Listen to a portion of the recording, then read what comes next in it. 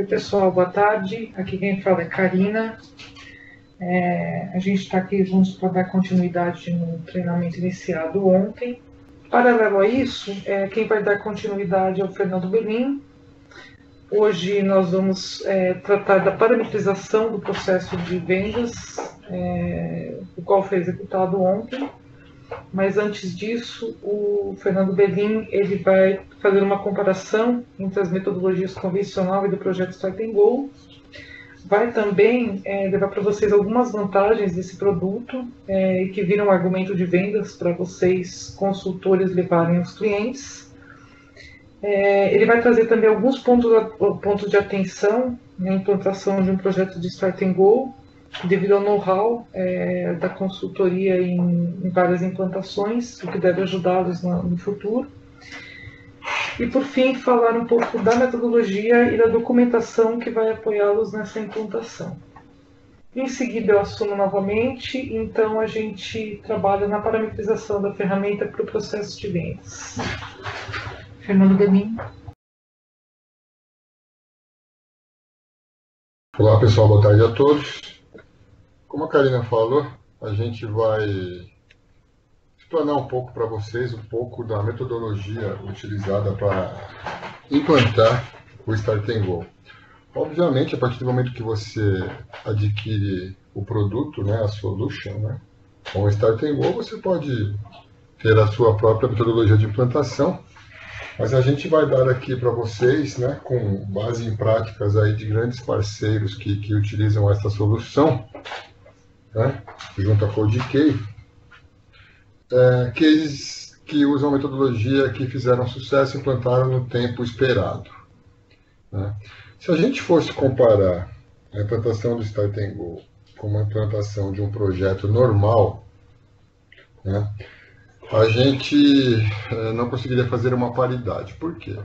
Num projeto onde a gente tem uma implantação normal, exemplificando através, por exemplo, de uma aquisição de uma casa, quando você compra uma casa, e você tem um projeto da casa, a primeira coisa que você vai fazer a partir do comercial, a consultoria entra então, vamos construir a planta da casa. Então você tem uma fase de planejamento inicial de visão, entender aquilo que precisa ser feito na casa, numa situação, então, como se fosse uma planta. O Start and Go já não é assim, porque ele já tem um produto pronto, aonde não existe fase de visão e planejamento. Você não vai entender as necessidades e os desejos do cliente, porque a venda já passou as características do produto, e o cliente, obviamente, tem que seguir aquilo que ele está comprando. Numa segunda fase de projeto, a partir do momento que você fez a planta da casa, você vai então construir a casa. Isso é um projeto normal. No Start and Go também não existe essa etapa, porque a solução, repito, já está pronta. Então, quando o cliente adquire o Start and Go, é importada uma solução no seu ambiente de CRM, e aí basta então fazer as fases seguintes ao desenvolvimento de um projeto normal, que é simplesmente fazer a preparação do ambiente com dados de cadastros básicos e começar então a trabalhar.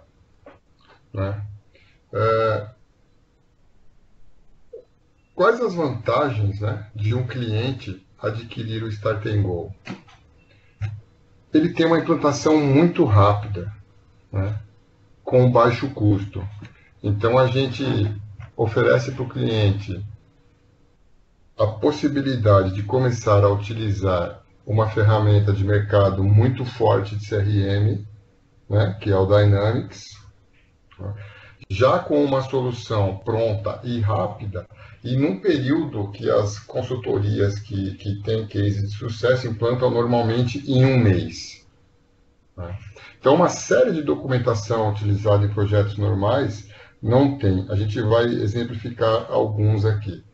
Quando você começa um projeto, normalmente você faz um kick-off, um plano de trabalho. o plano de trabalho no Start and Go ele já não precisa ser feito, ele não cabe dentro de um orçamento de venda, né, deste produto. A não ser que você, quando vender, considerar individualmente alguns elementos, sair um pouco da proposta, né, original que ele tem, e você acopla esses documentos ao valor aí de venda e tudo bem, aí não tem problema. Mas normalmente não há necessidade de plano de trabalho. Alguns elementos de plano de trabalho, como por exemplo os interlocutores, um macro cronograma de implantação, né? As ações imediatas a partir da reunião de plano de trabalho, tudo isso já é trazido para o kickoff. Né? Outro item, cronograma detalhado. Se a gente está falando de uma implantação de um mês, se a gente parar e sentar e alinhar com o cliente para a elaboração de um cronograma detalhado, normalmente esse um mês não vai ser suficiente. Né? Ok, como eu consigo fazer uma implantação em um mês sem fazer um cronograma detalhado e ficar me balizando nele para controlar os meus atrasos e desvios? A gente vai mostrar para vocês, então, um macro cronograma que esses nossos parceiros gentilmente cederam para a gente.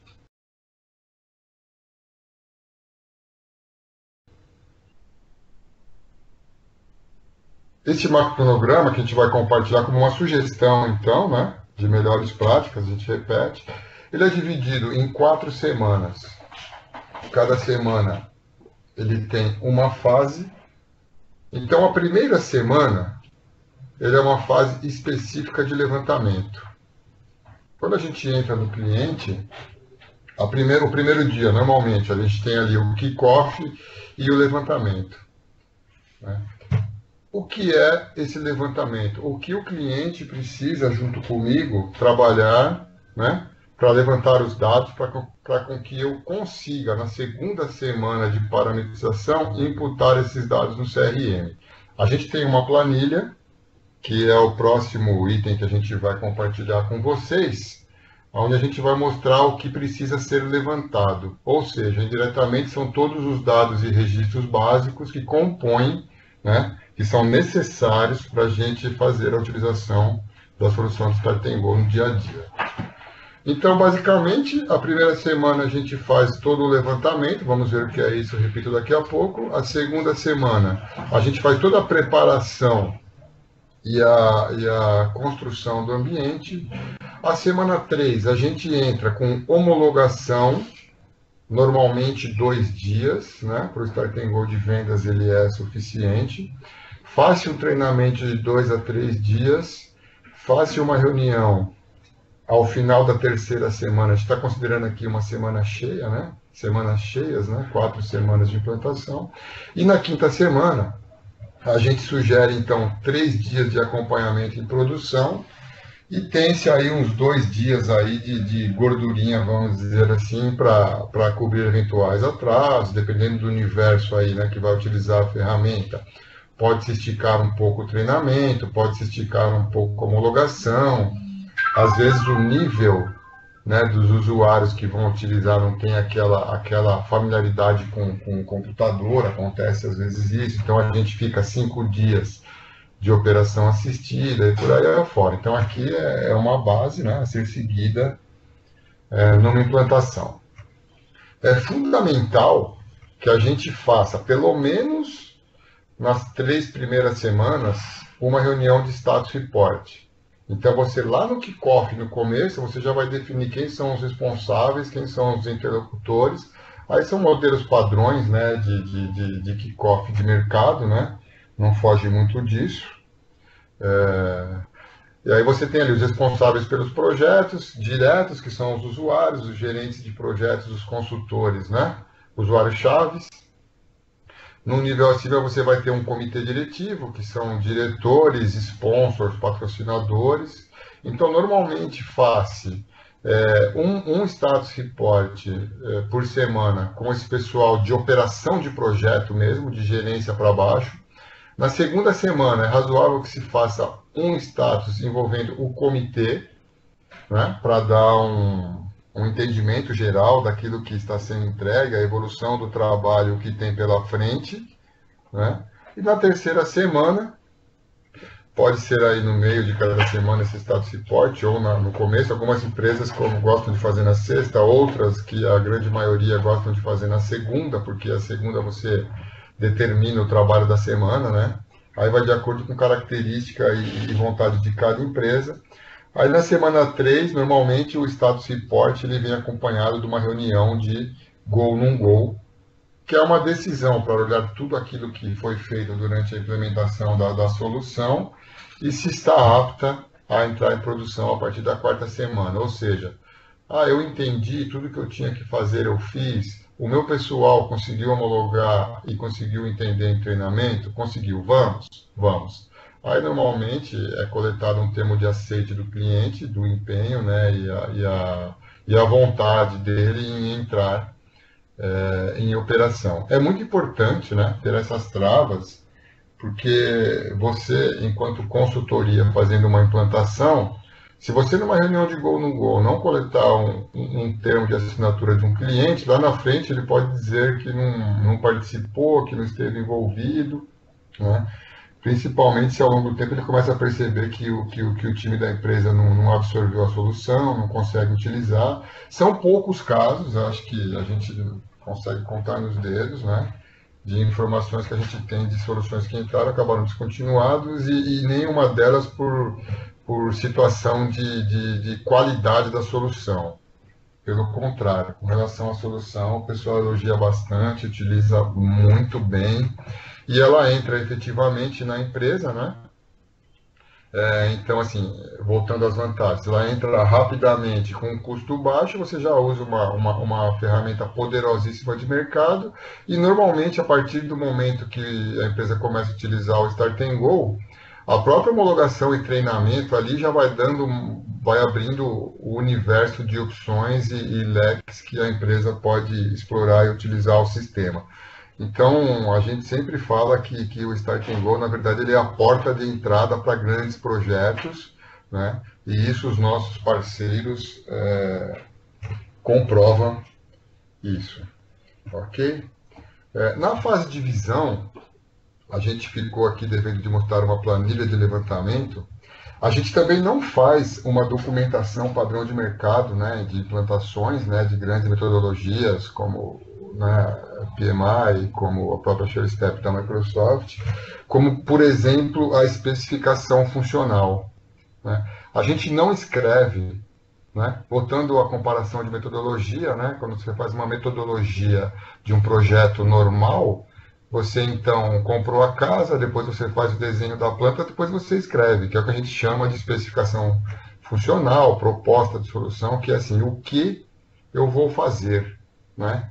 E até um pouco além, de que forma eu vou fazer. Não existe isso. Então a gente simplesmente já leva a solução com uma planilha que a gente vai mostrar para vocês agora.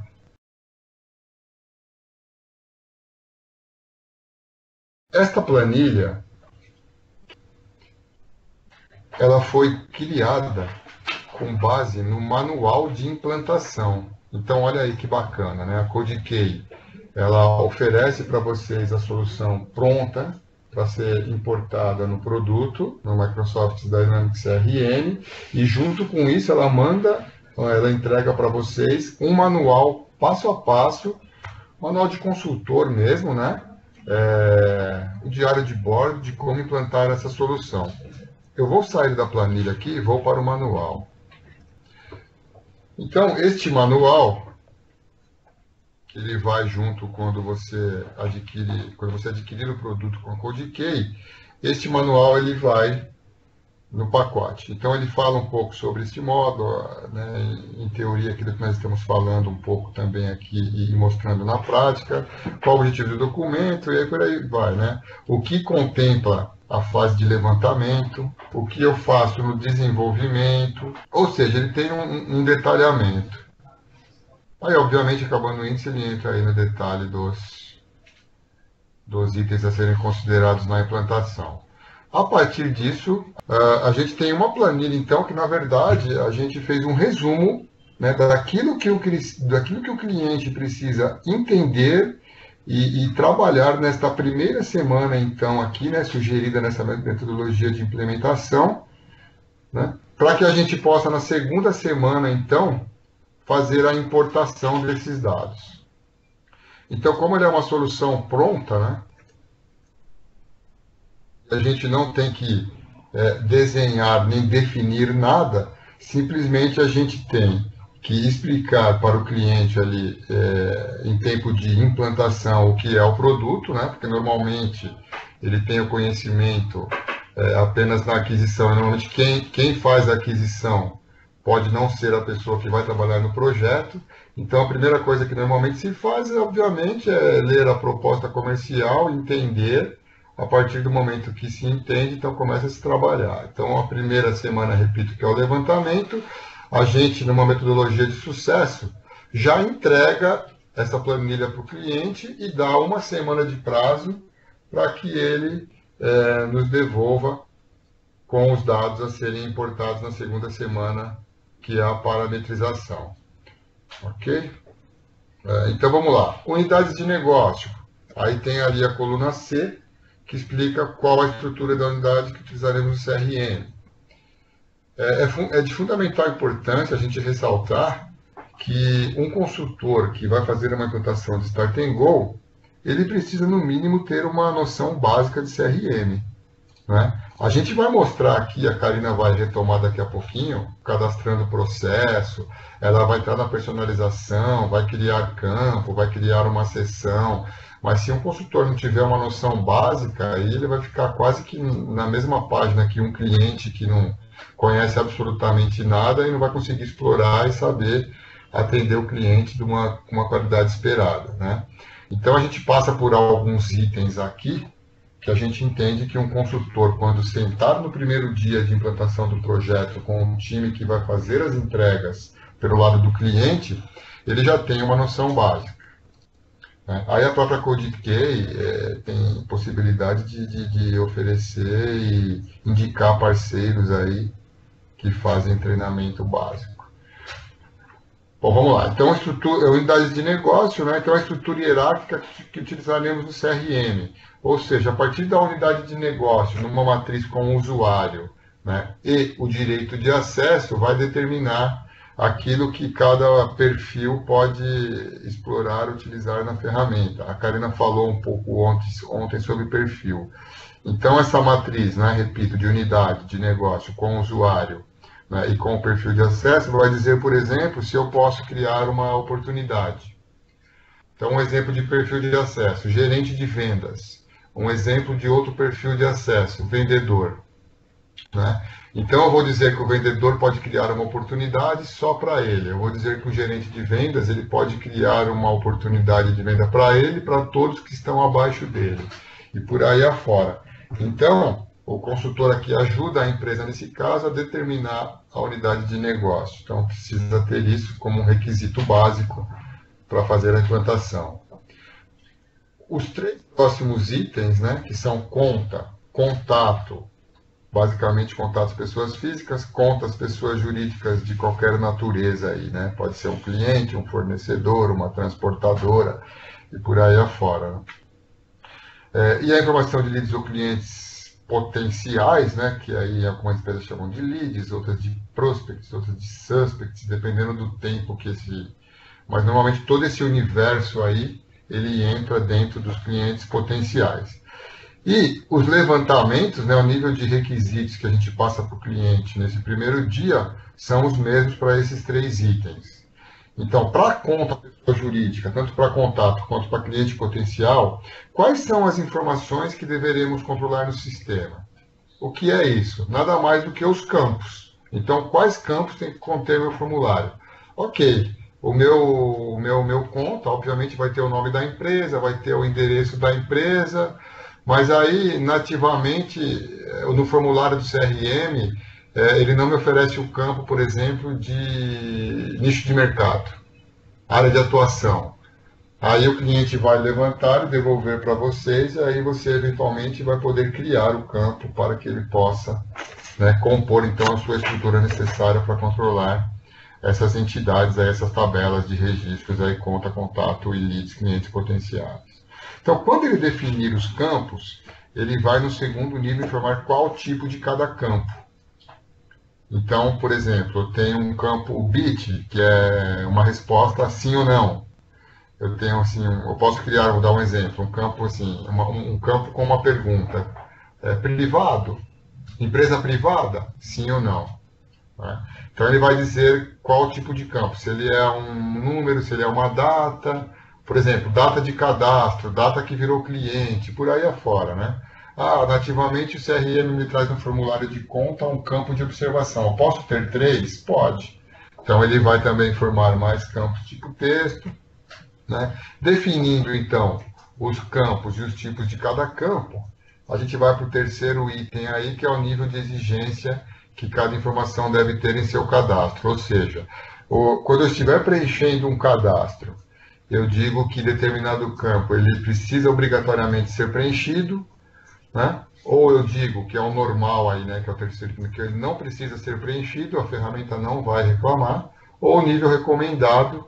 O nível recomendado, ele na frente do label, né, do nome do campo, ele tem uma cruzinha azul, que ele recomenda que você preenche, mas ele não obriga, né? E o obrigatório, onde a gente viu ontem que ele tem um asterisco vermelho, se eu preencher um novo registro de conta e tiver um campo obrigatório que eu não colocar o dado, obviamente vai aparecer um pop-up na tela que eu preciso preencher. Ok? Andando para a direita da planilha, a gente tem uns itens de comentário, que aqui o próprio consultor, ele pode, no momento que ele estiver explanando a planilha, coletar algumas particularidades do cliente e já preencher, porque essa planilha ele vai entregar para o cliente fazer o preenchimento. Aí você pode colocar algumas explicações adicionais aqui que vai dar uma sintonizada melhor e uma agilidade maior para o cliente responder aqui e concluir os levantamentos. Um projeto de um mês aqui, né, com sugestão de implantação da solução em um mês, a gente tem que determinar os responsáveis por cada ação. Senão, ao longo do tempo, e a gente está falando mais que isso, que esse levantamento tem uma semana, né, repito, como sugestão de uma implementação de melhor prática, é de fundamental importância que nesse momento a gente elenque aqui os responsáveis por cada levantamento. Pode variar. Por exemplo, você tem conta-contato, de repente o cadastro único de uma empresa, que é um departamento que vai te devolver as informações. Você pode ter em outros tipos de levantamento, né? Como, por exemplo, metas, a própria equipe comercial. Então, normalmente, né, se for uma empresa pequena, vai ser um ou poucos responsáveis, mas numa empresa um pouco mais estruturada, vão ser mais responsáveis.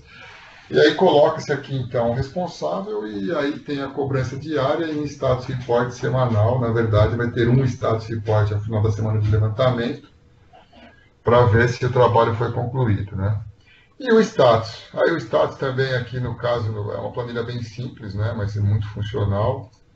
Ela pode ser utilizada qualquer status, aí, pendente, entregue, em andamento, etc. A gente está falando aqui, repetindo, de todo o universo que precisa ser levantado, que o cliente precisa passar, concluir essas informações para que possa ser cadastrado, né, todo esse conteúdo na segunda semana de parametrização, para a terceira entrar em homologação, então. Então, oportunidades de negócio. Então, a gente falou ontem que, basicamente, a gente vai utilizar a entidade oportunidade, né? A tabela de registros oportunidade, e este item aqui é para determinar os formulários, os campos do formulário da entidade. Campos e seções, né? Um formulário no CRM Dynamics, ele é dividido em seções, né? E campos, e pode ter aí também header, cabeçalhos e rodapés, né? Ok, então aqui as respostas são as mesmas dos itens acima, né? Quais são os campos da oportunidade que você vai querer controlar, qual o tipo de cada campo e qual o nível de exigência. Lembrando que na oportunidade, esta solução do Start and Go que é importada no ambiente, ela já tem alguns campos customizados. Então, por exemplo, o processo de venda, que é uma entidade customizada, nativamente no Dynamics CRM ele não tem, né? Um campo para medir, que a Karina mostrou ontem, ela vai dar uma reforçada hoje, chance de acontecer, chance de ganhar. probabilidade de fechamento, que é um campo calculado automaticamente a partir desses dois itens que a gente acabou de falar aqui, né, que é a chance de acontecer e ganhar, ele também não vem. Né? Então ele já começa a aparecer um pouco aí da customização, do desenvolvimento da solução Start and Go. Descendo um pouquinho na planilha, a gente entra nos estágios de vendas. Então a gente vai cadastrar um processo de venda, a gente já entendeu, já repassou isso para o cliente. Eu vou cadastrar um processo de venda, onde dentro do processo eu vou ter um ou N estágios, e dentro do estágio eu vou ter uma ou N tarefas. Então, para cadastrar, quando a Karina for mostrar para nós aqui o que a gente vai fazer, né, preencher no cadastro do estágio, a gente já fala para o cliente, obviamente, que tipo de informação que ele tem que levantar. Então, assim, quais são os estágios de venda? Quais serão os seus nomes? Em quais ordens os estágios de venda serão exibidos e evoluídos? Qual percentual de fechamento será atribuído para cada estágio, para cada um dos estágios de venda configurados? Quantos dias são previstos para a evolução de cada um dos estágios de venda? Aqui tem uma dica que os nossos parceiros nos repassaram, né? Porque a gente vende a solução e os parceiros implantam. Fundamental. Começou o projeto. Reunião de kickoff, acabou, primeira reunião de levantamento. Cliente, você tem o seu pipeline de vendas definido? Não tenho. Ou seja, como que eu vou começar a configurar, a fazer levantamento de sistema e obter os dados se você não tem o seu pipe definido? Então, para uma implantação rápida e segura de 1 mês, normalmente subentende-se que ou o cliente tenha o pipe definido, ou ele tem noção que ele vai começar a utilizar a ferramenta até de um caráter experimental de 1 a 2 semanas e rapidamente ele vai definir um pipeline. Aqui tem uma coisa muito importante que a gente coletou aí como informação dos nossos parceiros de implantação, que é a seguinte: algumas vezes os parceiros ajudaram o cliente a definir o próprio pipeline, né? Seu próprio pipeline.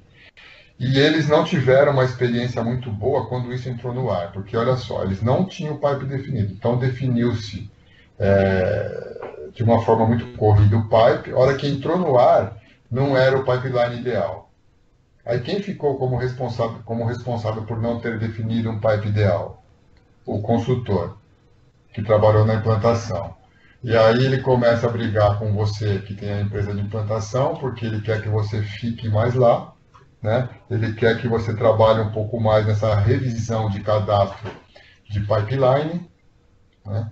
E aí entra numa discussão não muito agradável, que normalmente não chega-se num consenso. Aí envolve dinheiro, né?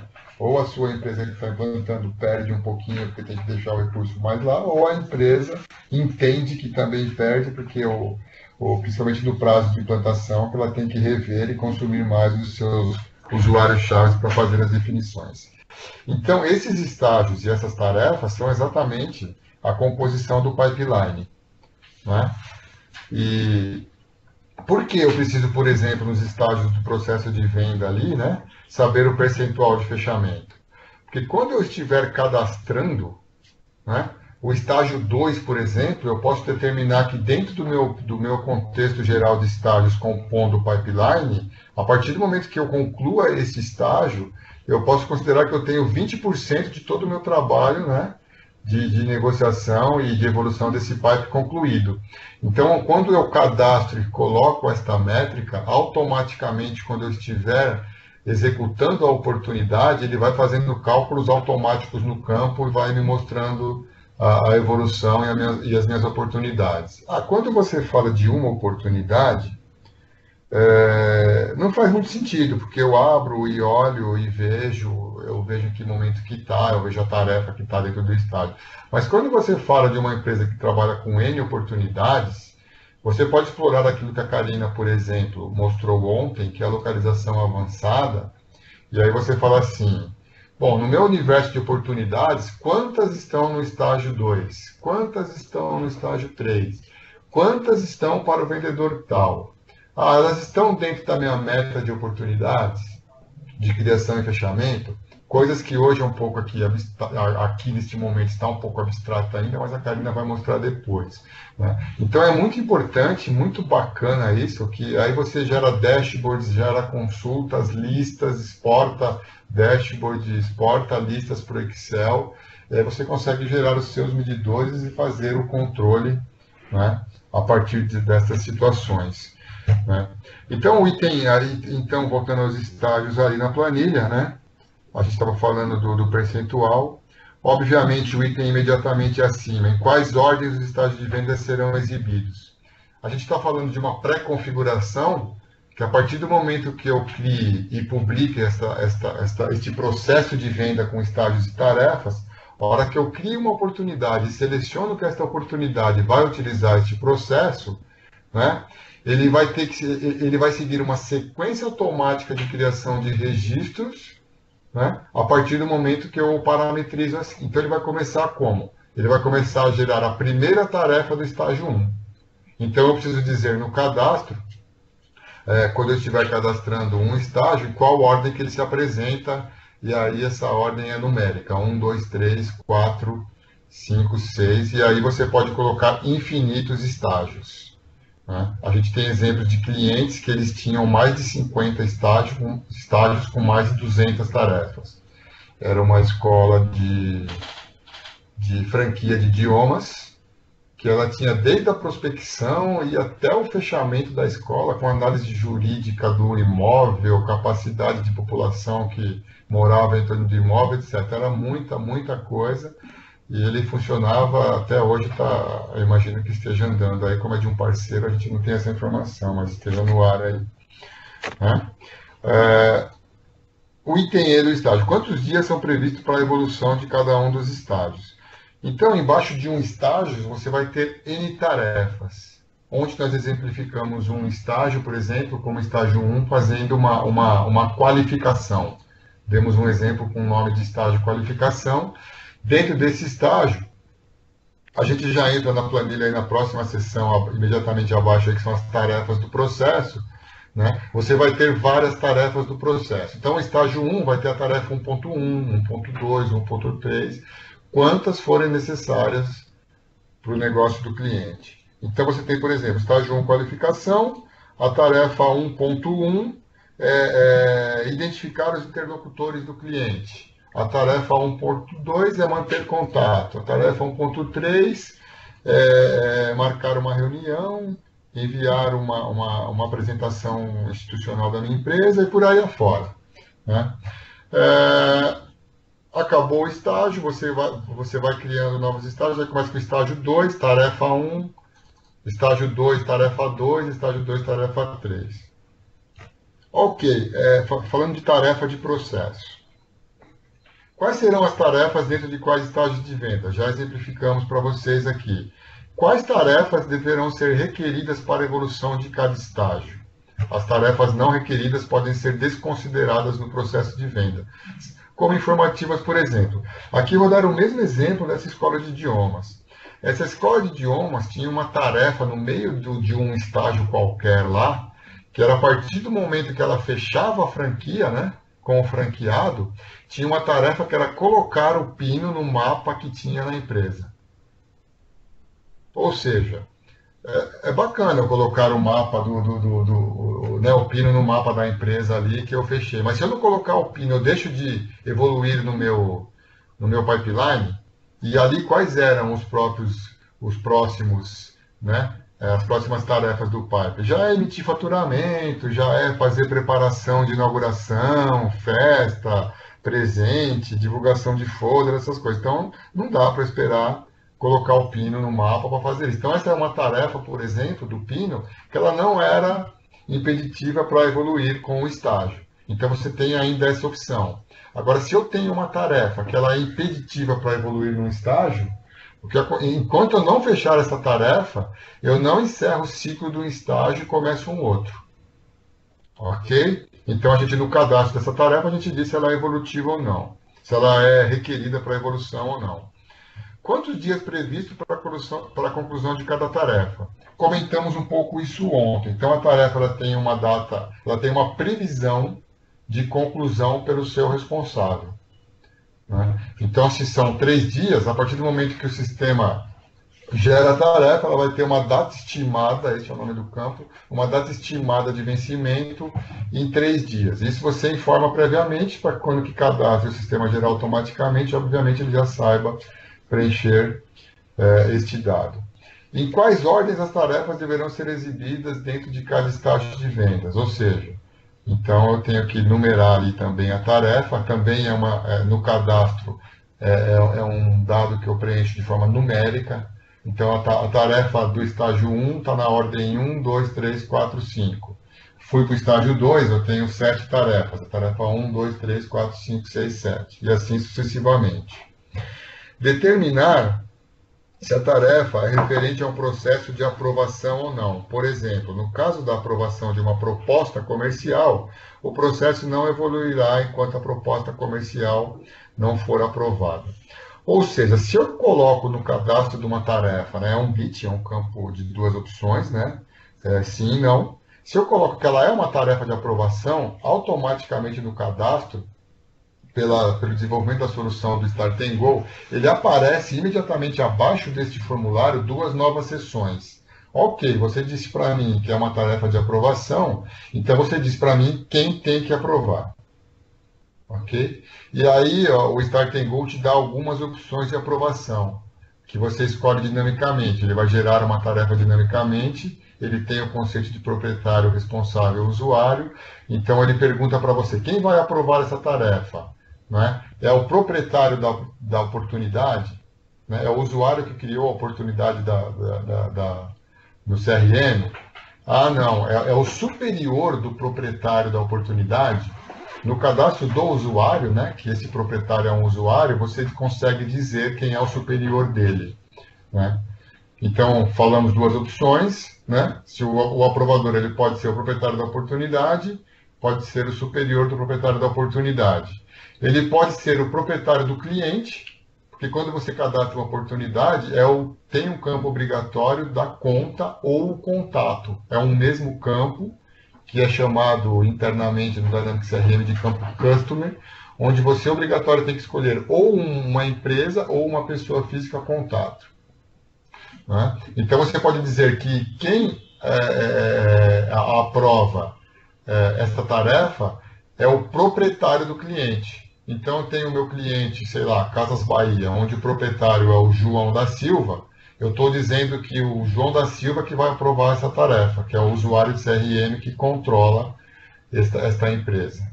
Né? Eu posso dizer também, como quarta opção, que o aprovador é o superior do proprietário do cliente. Mesma coisa no cadastro do usuário, vai ter lá o campo superior, pode ser preenchido e a solução Start and Go automaticamente na geração da tarefa.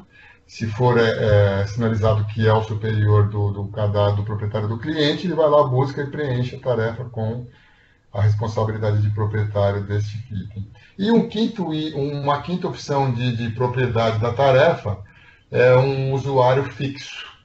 Então, se você escolhe o usuário fixo, ele vai abrir um campo que a gente chama no Dynamics CRM Lookup, onde tem uma lupazinha ali que você clica e ele abre o cadastro de usuário e você escolhe, não, esta tarefa ela tem que ser aprovada pela Karina Baroni. Então, a gente dá uma opção de fazer de forma dinâmica e de fazer de uma forma fixa, escolhendo um usuário pré-determinado.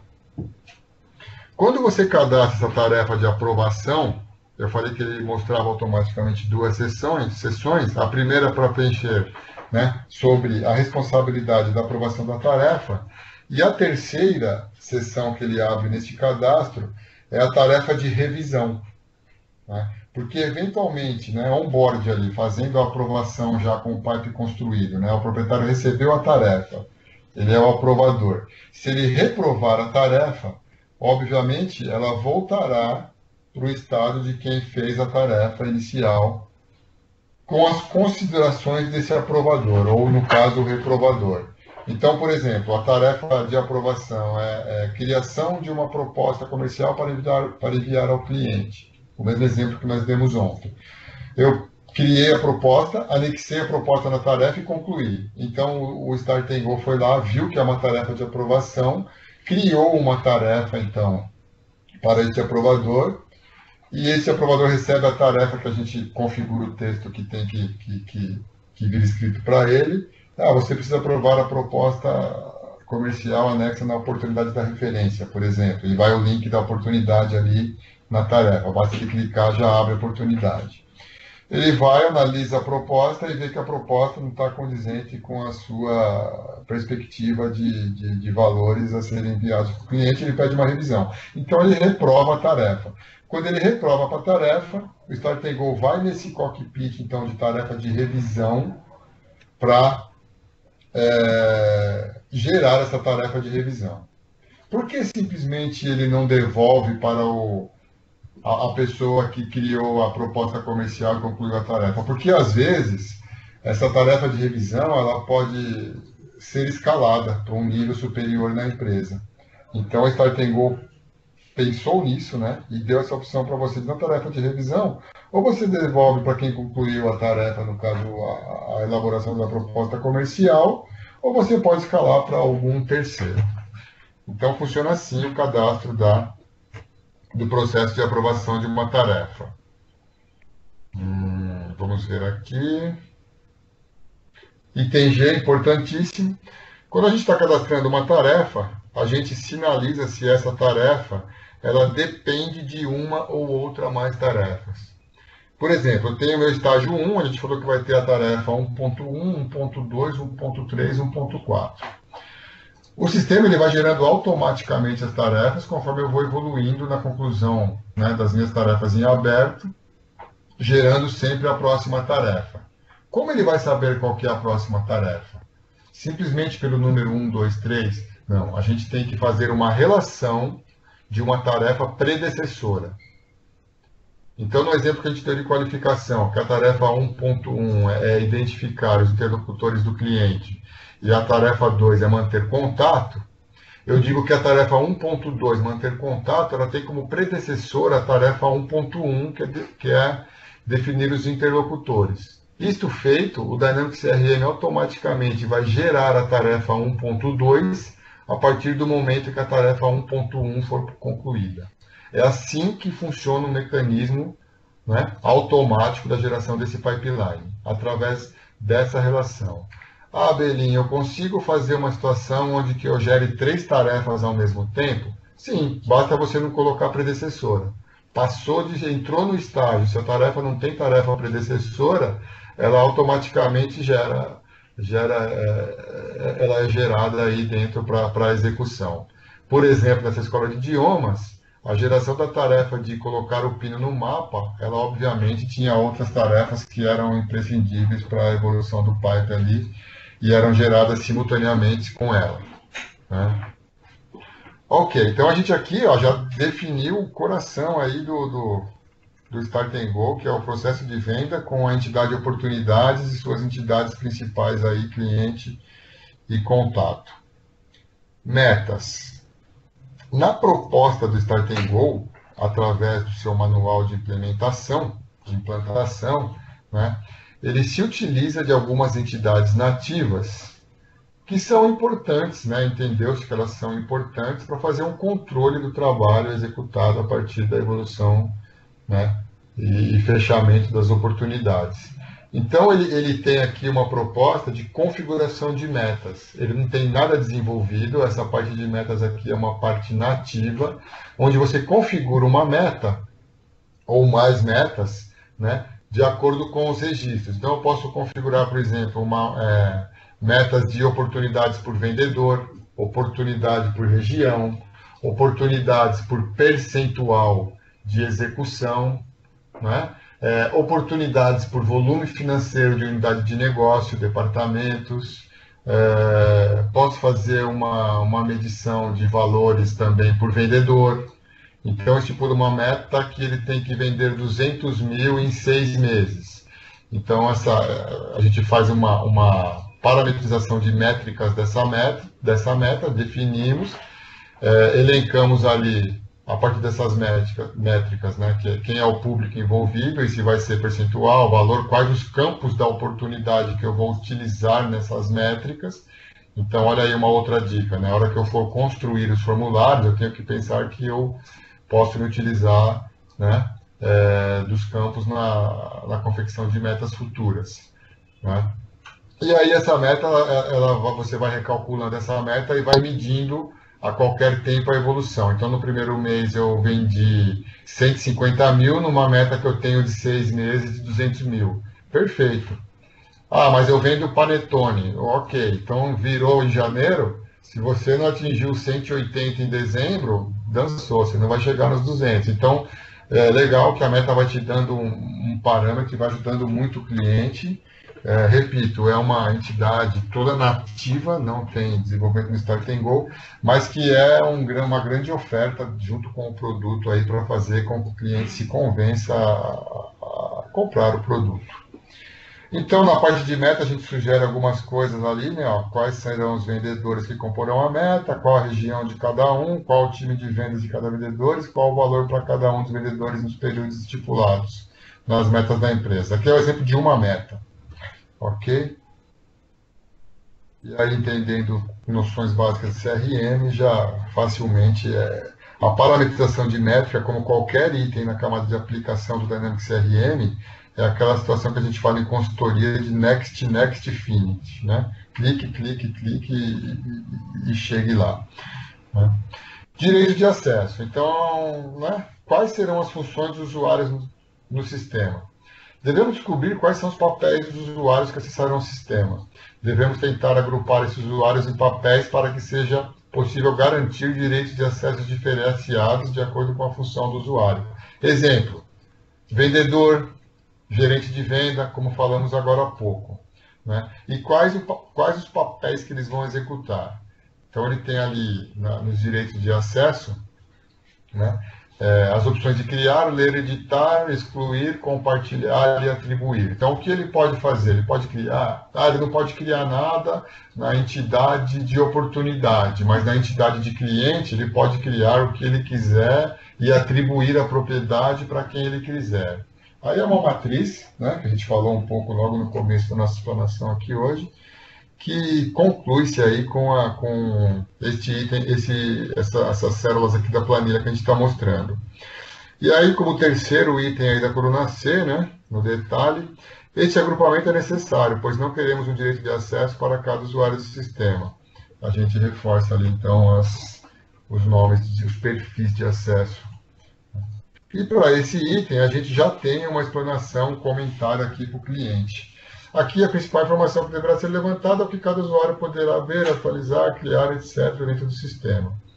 E aí tem aquelas perguntas clássicas que você faz, que você desperta ali, né, o entendimento do cliente. O vendedor poderá ver as oportunidades de outros, o vendedor poderá ver as contas de outros vendedores, um assistente poderá ver todas as oportunidades, por aí afora. Abaixo disso, na próxima sessão, nós temos aí o que chamamos de outras entidades. Essas são entidades menores, assim, né, de utilização do Start and Go, mas às vezes, dentro de um tipo de negócio de um cliente, ela pode ser de fundamental importância. Então, por exemplo, quando eu estiver fazendo, né, a evolução de um pipeline, né, um processo de venda, por exemplo, dentro de uma oportunidade, para minha empresa é de fundamental importância eu medir concorrentes. Então, a gente tem no CRM Dynamics, junto com o Start and Go, a possibilidade de controlar os nossos concorrentes. E mais de controlar o nosso concorrente, a gente tem também campos que fazem a medição dos motivos que, eventualmente, eu perdi um negócio. Na hora de você realizar, né, concluir uma oportunidade, você pode dizer se você ganhou e perdeu e o porquê, inclusive dizer valores. E aí eu tenho produtos, eu posso ter uma lista num catálogo de produtos, posso ter uma literatura de vendas, que são situações aí que podem dar uma orientação de como fazer em determinado momento de uma evolução de um pipe, né? Um passo a passo. Enfim, tem algumas entidades aqui que elas são explanadas um pouco melhor no manual, né, de implantação, que vocês adquirindo aí o Start and Go, ele vai aí como um anexo aí free para vocês, aí vocês podem ler e entender um pouco mais ali o que é isso. Mas é importante sabermos e entendermos para que quando passarmos com o cliente, a gente saiba explanar o que significa cada um deles. Diversos, então, assim, obviamente, né, uma ferramenta com conceito de utilização a partir de licenças de usuários, então precisa se levantar também os usuários. Quem são os usuários, quais as unidades de negócio dos usuários, quais os perfis de acesso de cada usuário. Vai ser utilizado o Outlook Client. Para quem não sabe, o Outlook Client, né, assim como o Dynamics CRM, são ferramentas da Microsoft, e eles são perfeitamente integráveis a partir de um aplicativozinho que você roda. Praticamente o Dynamics vai para dentro do Outlook. Então você tem aquele painel esquerdo do Outlook, onde você tem caixa de entrada, mensagens enviadas, lixo eletrônico, etc. Quando você baixa esse aplicativo e instala, ele cria uma seção abaixo que é de CRM. Então isso é uma outra grande oferta, também é nativa da ferramenta, que você consegue utilizar o Dynamics por dentro do Outlook. Aí você consegue fazer, mais do que utilizar, é fazer integração de registro. Então, um contato do meu Outlook, com 2 cliques, eu posso fazer uma sincronização e tê-lo no Dynamics e tê-lo no Outlook. E fazer interação de um lado, de uma ponta, e fazer com que a outra ponta seja atualizada. Eu consigo receber um e-mail, por exemplo, e na seção do CRM eu digo que esse e-mail já sobe para o CRM, gerando uma oportunidade automaticamente. Ou ele sobe como um e-mail só. Então ele é muito bacana também, a gente aí pode também oferecer essa opção para o cliente, né? E aí o conceito de proprietário de registro a gente já falou. E importante, né? O cliente vai fazer levantamentos e ele vai entregar para nós o quê? Basicamente, planilhas. Então, quem são meus clientes? Quem são meus contatos? Quais os campos que eu tenho em cada oportunidade, em cada registro, cada formulário de oportunidade e por aí afora. A gente tem uma funcionalidade no Dynamics CRM que é importar registros, né, através de arquivos CSV ou até TXT.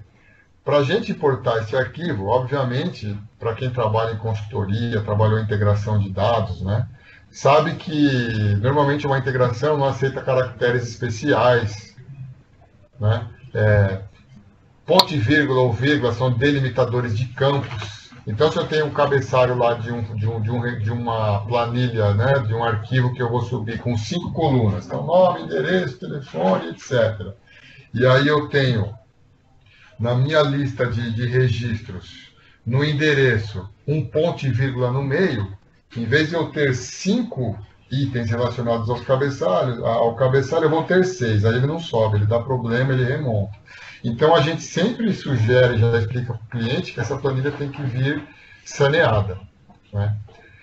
Basicamente, esses são os itens de levantamento, que a gente é um pouco corrido, né?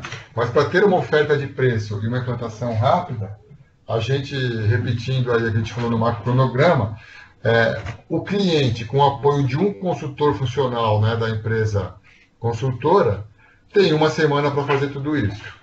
Então, não é pouco trabalho na primeira semana, mas a gente, com experiências sinalizadas de parceiros aí, a gente entende que é possivelmente factível aí esta situação.